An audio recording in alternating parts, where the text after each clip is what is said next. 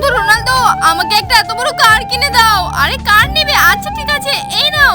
আরে এটা তো পাথর, এটা তো কার না। এটা কেন আমাকে দিয়েছো? ফেলে দিলাম এটা, আমি নেব না এটা। আরে মেসি, এই দেখো আমার কাছে একটা ছোট কার আছে, এটা নিয়ে খেলা করো তুমি। আরে এই খেলনা কার আমার চাই না, আমি থাকবো না তোমার সাথে, সরো তুমি। আমি চলে যাচ্ছি এখান থেকে। এই P P P P P. বন্ধু মেসি, কেন এসেছো? যাও ভাগো এখান থেকে। আর আমার বন্ধু তো খুবই রাগ করেছে আমার উপর।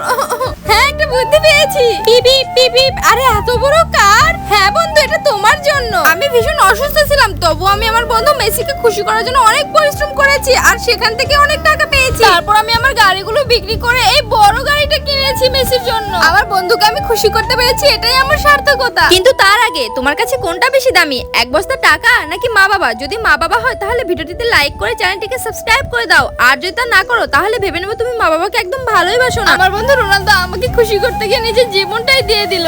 বন্ধুরা, রোনালদোকে ভালোবাসলে সাবস্ক্রাইব করে দাও।